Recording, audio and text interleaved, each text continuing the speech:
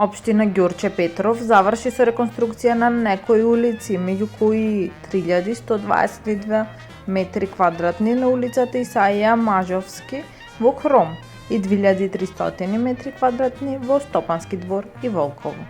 Паралелно, започнати се работа на нова канализација во Волково и пешачка улица во населбата Александрија. Градоначалникот Александар Стојковски изјави дека овие проекти го подобруваат квалитетот на животот и безбедноста на граѓаните. Градоначалникот на општина Карпош Стефчо Јакимовски најави инфраструктурни инвестиции од 1,6 милиони евра во Бардовци за фекална и атмосферска канализација, водовод и асфалтирање. Моментално се реконструираат улици и сообраќајни површини во населбата, а општината аплицира за дополнителни 82 милиони денари за нова улична мрежа и канализација.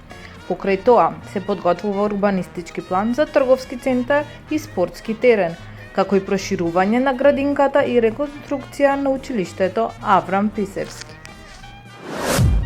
Градоначалникот на општина Центар Горан Герасимовски ги повикува жителите да учествуваат на буџетскиот форум за 2025 година, кој ќе се одржи на 21 октомври во основното училиште Песталоци со почеток од 19 часот.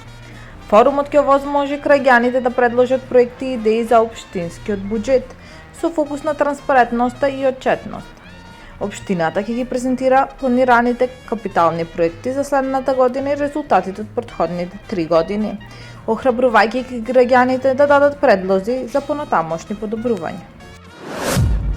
Стручните служби од секторот Пајак на јавното претпријатие Градски паркинг Скопје отстранија 10 непрописно паркирани возила на булеварот Филип II Македонски.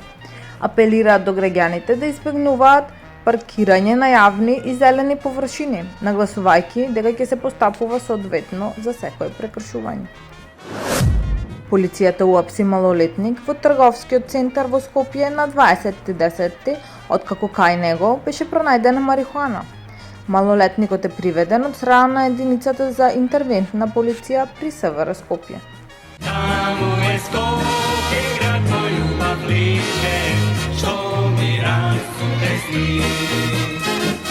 Вечно ке ја сакам, убавка ја